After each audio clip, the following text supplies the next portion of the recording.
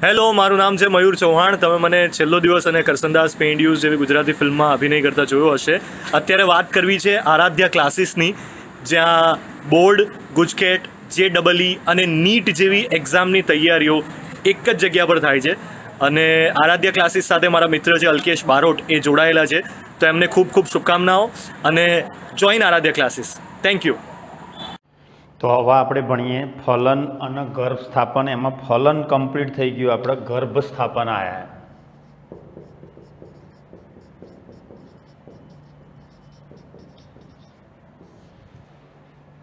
તો ફલન અને ગર્ભ સ્થાપન. ફલન પ્રક્રિયા ક્યાં થઈ? તો ચુંબકીય ઇથમસ જોડાણ સ્થાને ફલન થવાના કારણે સૌપ્રથમ શેનું નિર્માણ થયું? તો સૌપ્રથમ ફલિતાંડ અથવા તો યુગ્મનદનું નિર્માણ થયું. હવે એક આકૃતિ દ્વારા આપણે આખું સમજીએ કે આ ગર્ભાશયની અંદર આપણે 3 પડ કીધા હતા.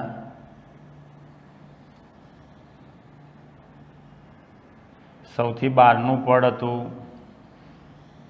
એપિમેટ્રિયમ,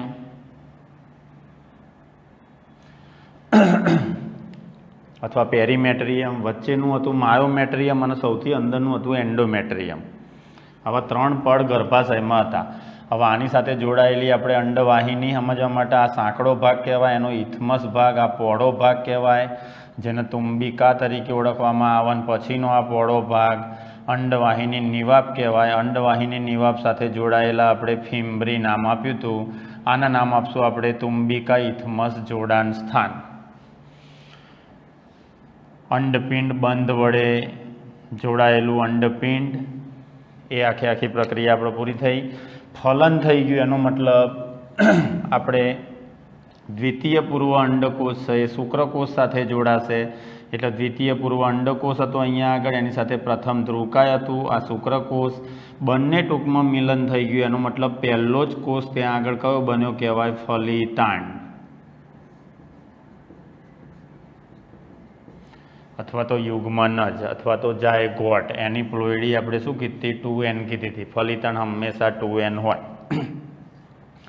હવે શું થશે? તો પહેલાં શરૂઆતમાં ગર્ભ સ્થાપનની પ્રક્રિયામાં વિખંડન થાય. વિખંડન એટલે ફલિતાંડમાં થતા સમવિભાજનને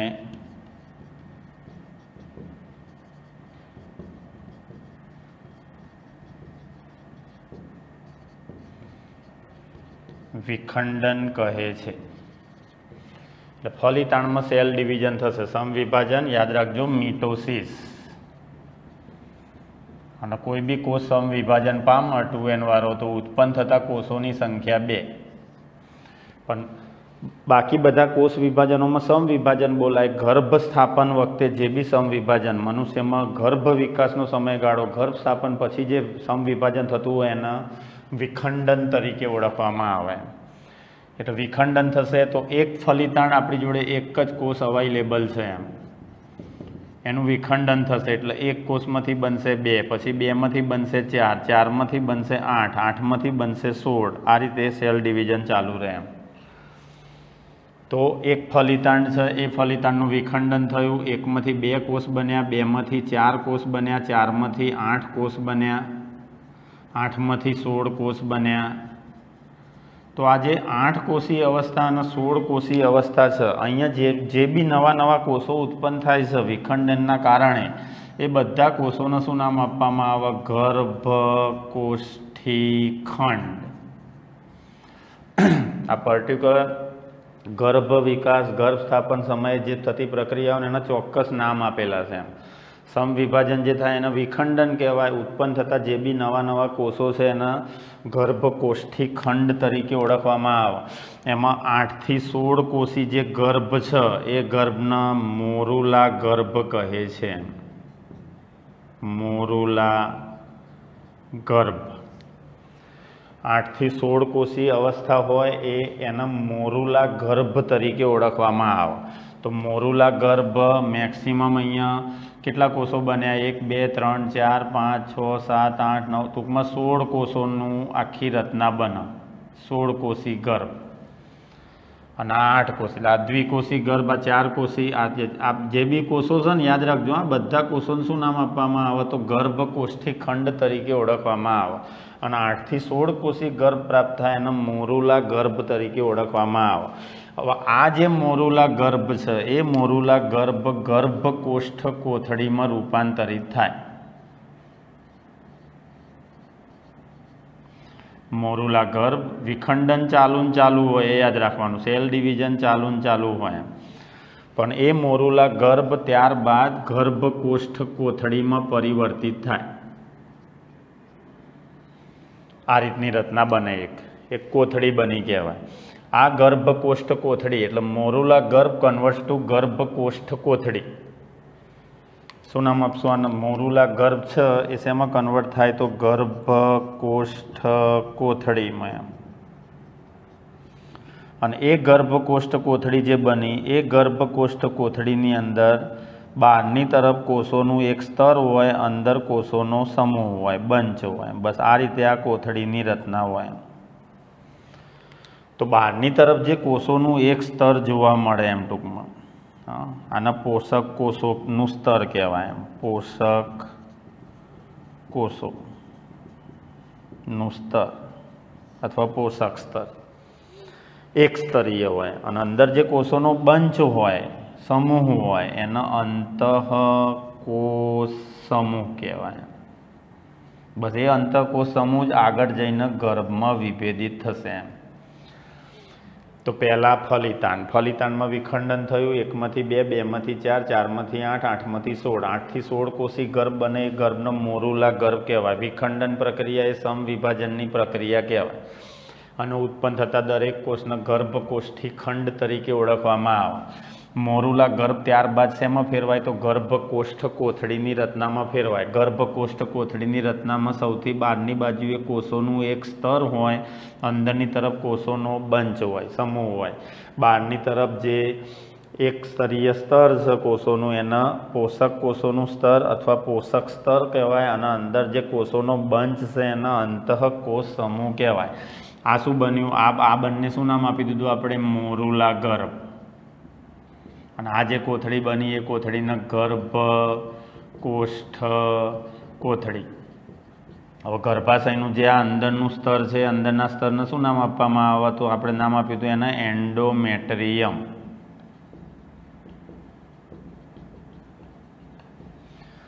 હવે શું થશે તો આ જે ગર્ભકોષ્ઠ કોથળી છે એ ગર્ભાશયની દિવાલ સાથે જોડાશે, જેને ગર્ભ સ્થાપન તરીકે ઓળખવામાં આવે. કોણ? ગર્ભાશયના અંતઃસ્તરમાં, ગર્ભાશયનું અંતઃસ્તર એટલે એન્ડોમેટ્રિયમ. તો આ ગર્ભકોષ્ઠ કોથળી છે એમાં જે અંતઃકોષ સમૂહ હતો, અંદરનો કોષોનો બંચ, એ ગર્ભાશયના અંતઃસ્તરમાં સ્થાપિત થઈ જાય. અને પછી આ ગર્ભ પોષક સ્તર અથવા પોષક કોષોનું સ્તર. પછી શું થાય તો આ જે અંતઃસ્તર છે એ અંતઃસ્તર વિકાસ પામે. અને આ અંતઃકોષ સમૂહ જ્યારે ગર્ભાશયની દિવાલ સાથે ચોંટી જાય ને પછી એને ગર્ભ નામ આપી દેવામાં આવે. પછી એ ગર્ભ તરીકે વિભેદિત થઈ ગયું કહેવાય. એન્ડોમેટ્રિયમ વિકાસ પામી અને અંતઃકોષ સમૂહને સંપૂર્ણપણે ઘેરી લે એટલે એવું થયું કહેવાય. અહીંયા ખાડા જેવી રચના થઈ કહેવાય. આ બધું અંતઃસ્ત્રાવી ફેરફારો આ બધી પ્રક્રિયા માટે જવાબદાર કહેવાય. ખાડા જેવી રચના થઈ જાય એટલે અંદરની તરફ એકદમ અંતઃકોષ સમૂહ સ્થાપિત થઈ જાય, ગર્ભ તરીકે વિભેદિત થઈ જાય. આ જે ખાડો થાય છે અંદરની તરફ આખા અંતઃકોષ સમૂહને અંતઃ સ્થાપિત કરી દેવામાં આવે છે. યાદ તો રાખજો, આ પ્રક્રિયામાં પ્રોજેસ્ટેરોન અગત્યનો ફાળો આપે એમ. પ્રોજેસ્ટેરોન માદા જાતીય અંતઃસ્ત્રાવ. ઉત્પત્તિ સ્થાન કીધું હતું આપણે કોર્પસ લ્યુટિયમ. એટલે ગર્ભ સ્થાપનની પ્રક્રિયા આખી સરળ બનાવતો અંતઃસ્ત્રાવ પ્રોજેસ્ટેરોન તરીકે ઓળખવામાં આવે માદાના અંડપિંડના કોર્પસ લ્યુટિયમ દ્વારા. કોર્પસ લ્યુટિયમ અમે 2 અંતઃસ્ત્રાવ કીધા, એક પ્રોજેસ્ટેરોન અને બીજો પેપ્ટાઇડ પ્રોટીનનો બનેલો અંતઃસ્ત્રાવ, એક રિલેક્સિન પણ મેં તમને કીધું હતું એમ. તો આખી પ્રક્રિયામાં પ્રોજેસ્ટેરોન અહીંયા ખાસ અગત્યનો ફાળો આપે એમ. તો આખું ગર્ભ સ્થાપન થયું કહેવાય એમ. પછી 9 મહિનાનો ગર્ભ વિકાસ થાય. હવે ગર્ભ વિકાસનો જે સમયગાળો છે તો 280 દિવસ ફલનના પહેલા દિવસથી ગણો તો ઋતુચક્રના પ્રથમ દિવસથી, ઋતુચક્રના 14મા દિવસથી ગણો છેલ્લો ઋતુસ્રાવ માદામાં થયો હોય તો 266 દિવસ, 40 અઠવાડિયા. આ 3 આંકડા સાચા એમ. 280 દિવસથી પણ કાઉન્ટ કરવામાં આવે, 266 દિવસ પણ કાઉન્ટ કરવામાં આવે અને 40 અઠવાડિયા પણ ગણતરીમાં લેવામાં આવે. એટલે અંતઃસ્તર એન્ડોમેટ્રિયમ વિકાસ પામી અંતઃકોષ સમૂહના અંદરની તરફ સ્થાપિત કરી નાખે એટલે આખી પ્રક્રિયા થઈ ગઈ કહેવાય ગર્ભ સ્થાપન. હવે આખો 9 મહિનાનો ગર્ભ વિકાસ આવે. એ 9 મહિનાના ગર્ભ વિકાસ દરમિયાન 280 દિવસની ગણતરી મૂકી છે, 266 દિવસની ગણતરી મૂકી છે અને 40 દિવસની ગણતરી પણ 40 અઠવાડિયાની પણ ગણતરી મૂકી છે. એકાદ 2 અઠવાડિયા પછી પ્લસ ઓર માઇનસ થઈ શકે, પણ આ ગણતરી કઈ રીતે મૂકી એ આપણે ગર્ભ વિકાસવાળા વિડીયોમાં ખાસ લઈશું એમ. તો ચુંબકીય ઇથમસ સંગમ સ્થાને, ચુંબકીય ઇથમસ જોડાણ સ્થાને પહેલાં બન્યું યુગ્મનજ અથવા તો ફલિતાંડ. નામ નિર્દેશનની અંદર અંડવાહિનીમાં આના આપણે અંડવાહિની નિવાબ કીધું, આને ફિમ્બ્રી કીધું એમ. આ જે પોળો ભાગ છે એને તુંબિકા નામ આપ્યું. અંડવાહિનીનો સાંકડો ભાગ છે એને નામ આપી દઈએ આપણે ઇથમસ.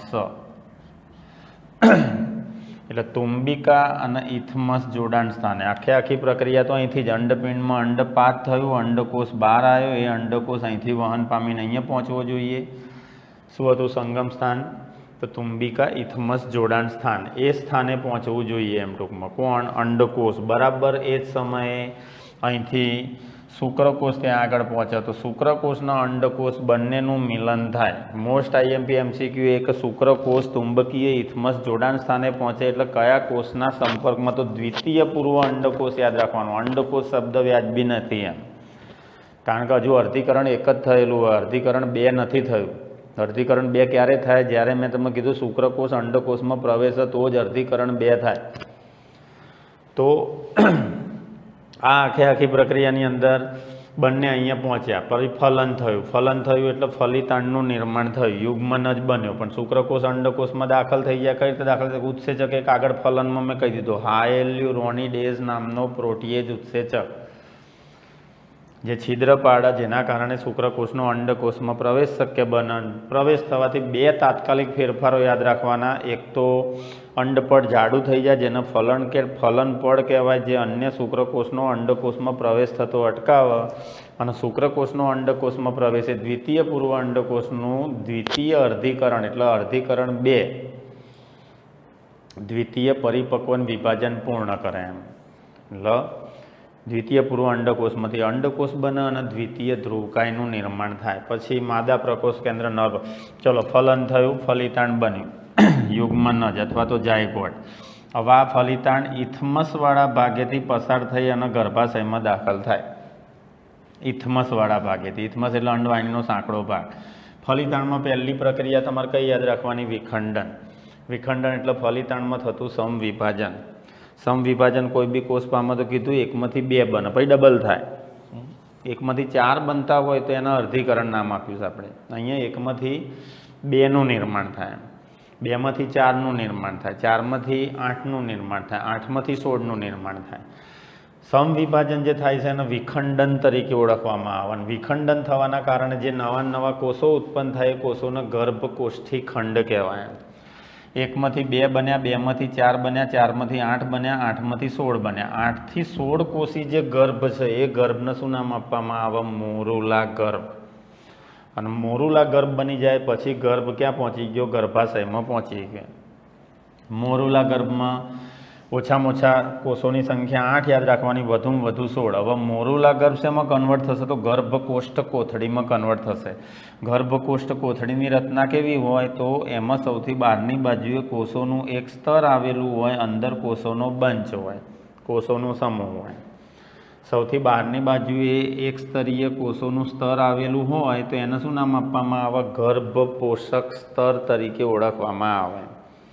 અથવા પોષક કોષોનું સ્તર જે એક સ્તરીય હોય, અને અંદર જે કોષોનો બંધ છે એના અંતઃકોષ સમૂહ તરીકે ઓળખવામાં આવે. આગળ જતાં એ ગર્ભમાં વિભેદિત થાય. હવે જે ગર્ભકોષ્ઠ કોથળી બની એનું ગર્ભાશયની દિવાલ સાથે જોડાવાની પ્રક્રિયા થાય, ઇમ્પ્લાન્ટેશન જેને કહેવાય, ગર્ભ સ્થાપન જેને કહેવાય. કોણ સંપર્કમાં આવશે? તો ગર્ભાશયનું અંદરનું સ્તર એન્ડોમેટ્રિયમ અથવા અંતઃસ્તર કહેવાય. એ અંતઃસ્તર સાથે સીધા સંપર્કમાં કોણ આવે? તો ગર્ભકોષ્ઠ કોથળીની રચનામાં રહેલ કોષોનો બંચ અથવા કોષોનો સમૂહ, જેને અંતઃકોષ સમૂહ તરીકે ઓળખવામાં આવે. અને બહારનું જે સ્તર છે એ પોષક સ્તર તરીકે અથવા ગર્ભ પોષક સ્તર તરીકે, જરાયુને એ બધાના નિર્માણમાં ફાળો આપશે, એ ગર્ભ વિકાસમાં આપણે લઈશું. અહીંયા મદદ કોણ કરે? તો ગર્ભાશયની દિવાલ અથવા એન્ડોમેટ્રિયમ અથવા અંતઃસ્તર સાથે સીધા સંપર્કમાં અંતઃકોષ સમૂહ આવી જાય પછી એન્ડોમેટ્રિયમ વિકાસ પામે. પછી અંતઃકોષ સમૂહ નહીં બોલવાનું, એ ગર્ભ તરીકે વિભેદિત થઈ ગયો કહેવાય. પછી એનું નામ આપી દેવામાં આવે ગર્ભ. પછી એ ભ્રૂણ બનશે, એમ્બ્રિયો જેને કહેવાય. પણ આ પ્રક્રિયામાં ગર્ભ સ્થાપનમાં મદદ કરતો માદા જાતીય અંતઃસ્ત્રાવનું નામ આપો તો યાદ રાખવાનું પ્રોજેસ્ટેરોન. હવે 9 મહિનાનો જે ગર્ભ વિકાસ આખો આવે એ બધી પ્રક્રિયાઓમાં મદદ પ્રોજેસ્ટેરોન. પ્રોજેસ્ટેરોન અહીંયા આગળ ખાસ જવાબદાર કહેવાય. એ સીએલમાંથી ઉત્પન્ન થયા રહે. હવે સીએલનું વિઘટન ના થાય, સીએલ એટલે કોર્પસ લ્યુટિયમ, એ વૃદ્ધિ પામ્યા રાખશે એમ. ખ્યાલ? સીએલનો વિકાસ થયા રાખશે એટલે સીએલ ઉત્પન્ન કર્યા રાખશે પ્રોજેસ્ટેરોન નામનો અંતઃસ્ત્રાવ. આ એન્ડોમેટ્રિયમ વિકાસ પામીને અંતઃકોષ સમૂહને ચારે બાજુથી બધી બાજુથી ઘેરી લે એટલે અંતઃકોષ સમૂહ અથવા ગર્ભકોષ્ઠ કોથળી એ ગર્ભાશયના અંતઃસ્તરમાં અંતઃસ્થાપિત થઈ ગઈ કહેવાય. અંતઃસ્થાપિત થઈ જાય એટલે એ પ્રક્રિયાને નામ આપી દેવામાં આવે ગર્ભ સ્થાપન, ઇમ્પ્લાન્ટેશન થઈ ગયું કહેવાય. ગર્ભ સ્થાપન થઈ ગયું એટલે પછી 9 મહિનાનો અથવા તો ગર્ભ વિકાસનો આખો સમયગાળો સ્ટાર્ટ થાય. 280 દિવસ, 266 દિવસ અને 40 અઠવાડિયા બંને રીતે ગણતરી લેવામાં આવે. છેલ્લો ઋતુ ગર્ભ સ્થાપનની નિશાની શું, ફલનની નિશાની શું, આગળ મેં કીધું હતું તમને. ફલનની નિશાની શું? તો ઋતુચક્ર બંધ. ત્યારે મેન્સ્ટ્રુએશન સાયકલ બંધ થાય, ઋતુચક્ર રજો દર્શન બંધ થઈ જાય, એ ફલનની નિશાની થઈ કહેવાય. એટલે છેલ્લું ઋતુસ્રાવ ઋતુચક્ર થયું હોય એના પ્રથમ દિવસથી ગણો ને તમે તો 280 દિવસની ગણતરી મૂકવામાં આવે. છેલ્લા ઋતુસ્રાવમાં અંડપાતથી ગણતરી કરો. અંડપાત 14મા દિવસે થાય એટલે 14 દિવસ આમાં માઇનસ થાય. જો અંડપાતથી ગણતરી કરવામાં આવે એમ તો ઋતુચક્રના 14 દિવસ નીકળી જાય. છેલ્લા ઋતુચક્રના 14 દિવસ નીકળી જાય 280 દિવસમાંથી, તો 266 દિવસ આવે અથવા તો 40 અઠવાડિયા. પછી થોડો ઘણો ફેરફાર હોય એમ, અમુક બાળકો 1-2 અઠવાડિયા વહેલા મોડા જન્મી શકે, પણ આઈડિયલ સમય આટલો છે એમ ટૂંકમાં ગર્ભ વિકાસનો એમ. તો ફલન પ્રક્રિયા અહીંયા આગળ સંપૂર્ણપણે પૂર્ણ કરી નાખી આપણે. અને ગર્ભ સ્થાપનની પ્રક્રિયા, આ પ્રક્રિયા આ એલક્યુ મેક્સિમમ અત્યાર સુધી પૂછાયેલો છે બોર્ડમાં સબ્જેક્ટિવ તરીકે. ફલન અને ગર્ભ સ્થાપન વર્ણવો, આકૃતિ દોરી એમ. સેકન્ડ નંબરમાં આઈએમપીમાં શુક્રકોષ જનન, થર્ડ નંબરમાં આઈએમપીમાં અંડકોષ જનન એમ. એટલે 3 ટોપિક આ પાઠમાં મેં મોસ્ટ આઈએમપી તમને કીધેલા છે એમ. ખ્યાલ આવ્યો? ફલન અને ગર્ભ સ્થાપન, શુક્રકોષ જનન અને અંડકોષ જનનની આખી પ્રક્રિયા. તો વિખંડન શબ્દ યાદ રાખવાના, હાયલ્યુરોનિડેઝ યાદ રાખો, જોના પેલ્યુસિડા શબ્દ યાદ રાખો, ચુંબકીય ઇથમસ સંગમ સ્થાન યાદ રાખો. બધી સંવનન પ્રક્રિયા ફલનમાં પરિણમતી નથી, તો એનું કારણ પણ શું, તો એ પણ તમે યાદ રાખો, કારણ કે બંનેનો પહોંચવાનો સમયગાળો એક જ હોય. શુક્રાગ્રને એક્રોઝોમ તરીકે ઓળખવામાં આવે, એનો એક ઉત્સેચક યાદ રાખો, હાયલ્યુરોનિડેઝ. બીજો એક શબ્દ મોરુલા ગર્ભ અને ગર્ભકોષ્ઠ કોથળી એમ. મોરુલા ગર્ભમાં 8 થી 16 કોષી રચના હોય અને ગર્ભકોષ્ઠ કોથળી જે આપણે કીધી એને એ મોરુલા ગર્ભમાંથી નિર્માણ પામતી કોથળી જેવી રચના હોય. એ કોથળી જેવી રચનાની અંદર આકૃતિ દોરી વર્ણવના, આકૃતિની અંદર શું કહે છે, દાખલા તરીકે સબ્જેક્ટિવમાં પૂછાયો આ પ્રશ્ન, ફલન અને ગર્ભ સ્થાપન વર્ણવો, એમાં શું ટુકડા કરી નાખે, આખી આકૃતિ ના આવે ને એમ કે મોરુલા ગર્ભ અને ગર્ભકોષ્ઠ કોથળીની આકૃતિ જરૂરી, આ રીતે પ્રશ્ન આવે છે. તો મોરુલા ગર્ભ તમે બનાવો તો 8 કોષી ગર્ભ અથવા તો 16 કોષી ગર્ભ દોડી દેવાનો, અને ગર્ભકોષ્ઠ કોથળીની આકૃતિ તમે બનાવો તો એમાં સૌથી બહારની બાજુએ એક સ્તરીય ગર્ભ પોષક સ્તર અથવા પોષક કોષોનું સ્તર અને અંદર કોષોનો બંચ બનાવી દેવાનો, જેને અંતઃકોષ સમૂહ તરીકે ઓળખવામાં આવે. આગળ જતાં એ ગર્ભમાં વિભેદિત થતી રચના બની જાય એમ ટૂંકમાં. તો આ આખું તમારે પૂરું થયું ફલન અને ગર્ભ સ્થાપન. હવે ગર્ભ વિકાસ, જરાયુ, ગર્ભનાળ, ઉપનાળ, આ બધા શબ્દો આવશે એમ ટૂંકમાં. ખ્યાલ આવ્યો? અને પહેલા મહિને શું થાય, બીજા મહિને શું થાય, ગર્ભમાં ફેરફારો, પરિવર્તન કયા કયા જોવા મળે એમ ટૂંકમાં, કયા કયા અંગોનો વિકાસ થાય. એક અંગ એવું છે ને, એ યાદ રાખજો, ફેફસા. ફેફસા હંમેશા લેટ જોવા મળતું અંગ કહેવાય એમ. ખ્યાલ આવ્યો? ફેફસા મનુષ્યના 9 મહિનાનો ગર્ભ વિકાસ આવે એમાં સૌથી વધુ લેટ આવતું અંગ ફેફસા એમ. ગર્ભમાં લંગ્સ, એટલે ગર્ભમાં ફેફસા સૌથી વધારે લેટ વિકાસ પામે એમ. બાકી બધા અંગોનો વિકાસ થઈ જાય એમ. ગર્ભ વિકાસના 8મા મહિને ફેફસાનો વિકાસ થાય. અને ફેફસાનો વિકાસ 8મા મહિને થાય પછી જીવનના આધાર મળ્યો કહેવાય એમ. ખ્યાલ આવ્યો? 7મા મહિને ડિલિવરી થાય અથવા ફેફસાનો વિકાસ ના થાય ને પહેલાં તો દમ અસ્થમાનો પ્રોબ્લેમ એ ગર્ભનો થઈ શકે એમ ટૂંકમાં. કારણ કે ફેફસાનો સંપૂર્ણ વિકાસ 8મા મહિને આવશે એમ. એટલે તમારા અમુક વિકાસ નથી આપ્યા એમ ટૂંકમાં. અમુક મહિનામાં વિકાસ કયા અંગોનો થાય એ મિસિંગ છે એમ ટૂંકમાં. પણ એના આપણે લેક્ચરમાં લઈ લઈશું એમ. આપણે દરેક વખતે શું ફેરફાર થયા એમ આખા 9 મહિનાના ગર્ભ વિકાસ દરમિયાનમાં છેલ્લા શિશુ નિર્માણ પામે તો એ કયા સમયગાળા દરમિયાન એ શિશુમાં કયા અંગોનો સારો વિકાસ થયો છે એમ ટૂંકમાં એ આપણે ડિટેલમાં લઈશું. કારણ કે આપણે અધૂરું એક ફકરામાં એ પતાવી દીધું છે એમ ટૂંકમાં. તો અહીંયા ફલન અને ગર્ભસ્થાપન સંપૂર્ણપણે તમારે પૂર્ણ થઈ ગયું કહેવાય. હવે એક ટોપિક ગર્ભ વિકાસ બાકી રહ્યો અને પ્રસૂતિ અને દુગ્ધ સ્ત્રાવ બાકી રહ્યો. આટલું પૂરું થાય એટલે તમારે ચેપ્ટર નંબર 3 સંપૂર્ણપણે પૂર્ણ થઈ જશે એમ. બરાબર? આજે આટલું રાખીએ, ફલન અને ગર્ભસ્થાપન સુધી એમ. પ્રણામ. હાય, હું છું આકાશ ઝાલા. તમે મને જી, હેલારો, અફરાતફરી, ગુજ્જુભાઈ ધ ગ્રેટ જેવી ઘણી બધી ફિલ્મોમાં અભિનય કરતા જોયો હશે અને તમને બહુ જ ખૂબ હસાયા છે, ક્યાંક રડાયા છે અને ક્યાંક બીવડાયા છે. તો આજે હું તમારી જોડે વાત કરવા આવ્યો છું આરાધ્ય ક્લાસીસની. આરાધ્ય ક્લાસીસ એક એવું પ્લેટફોર્મ છે જ્યાં એક જ પ્લેટફોર્મની નીચે બોર્ડ, ગુજકેટ, JEE અને નીટ નામની એક્ઝામની તૈયારીઓ બહુ સુંદર રીતે કરવામાં આવે છે. અને આ ક્લાસીસ સાથે મારા બહુ જ અંગત મિત્ર અલ્કેશ બારોટ જોડાયેલા છે. તો એમને ખૂબ જ શુભકામનાઓ. અને હું તમને બધાને બહુ જ વિનંતી કરું છું કે પ્લીઝ જોઈન આરાધ્ય ક્લાસીસ.